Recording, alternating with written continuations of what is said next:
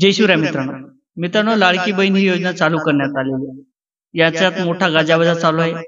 परंतु या योजनेअंतर्गत नेमका कोणत्या महिलाला लाभ मिळणार आहे? याच्यात ज्या अटी होत्या त्या शिथिल कशा प्रकारे करण्यात आलेल्या आहेत? डॉक्युमेंट काय लागणार आहे? फॉर्म कधीपासून चालू करण्यात येणार आहे? वेबसाईट कशा प्रकारे असणार आहे? त्यानंतर आपल्याला मोबाईलवरती फॉर्म हा भरता येणार आहे का? आशा वर्कर यामध्ये काय मदत करतील? या संदर्भात आपण सविस्तर अशी माहिती घेण्याचा प्रयत्न करणार आहोत. मित्रांनो, मी गणेश ठाकरे, कृषी 712 या युट्यूब चॅनलचे आपलं स्वागत आहे. मित्रांनो, या चॅनलवर आपण नवीन असाल तर नक्कीच चॅनलला सबस्क्राईब करा, जेणेकरून आपल्याला नोटिफिकेशनच्या माध्यमातून नवीन व्हिडिओची माहिती ही दिली जाते. मित्रांनो, सुरुवातीला आपल्याला लाडकी बहीण या योजनेअंतर्गत ज्या वयाची अट होत्या त्या जवळपास 21 ते 60 वर्ष वयोगटातील महिलेसाठी यामध्ये प्राधान्य होतं.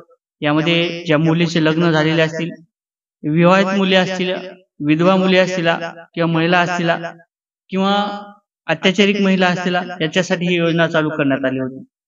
यामध्ये ज्या महिलाचं वय 21 ते 60 वर्षे वयोगटातील असतील अशा मुलींना हा फॉर्म भरणं शक्य होणार होतं. परंतु राज्य सरकारच्या माध्यमातून, विरोधी पक्षाच्या माध्यमातून परत त्याच्यात बदल करण्यात आला. विरोधी पक्षाची मागणी होती की ज्या महिला आहेत त्या महिलेकडे एखादा डॉक्युमेंट मिळणार नाही, त्या शिकलेल्या नसतील, त्यासाठी काहीतरी शिथिलता करावी लागेल. उत्पन्नाच्या दाखल्यात आपल्याला पाहू शकतो की आपण तहसील या ठिकाणी मोठ्या प्रमाणात गर्दी होत होती. हे कुठेतरी टाळण्याकरता राज्य सरकारच्या माध्यमातून उत्पन्नाचा जो दाखला आहे त्यामध्ये कुठेतरी शिथिलता आणण्यात आली. यामध्ये आता आपल्याला राशन कार्ड ऐवजी उत्पन्नाच्या दाखल्याऐवजी आपल्याला राशन कार्ड हे डॉक्युमेंट चालणार आहे.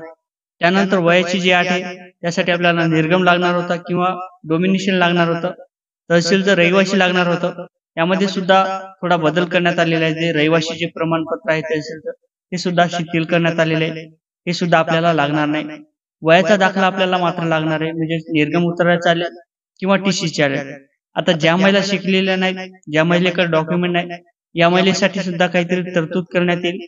या महिलेसाठी सुद्धा काहीतरी शिथिलता आणण्याचा प्रयत्न चालू आहे.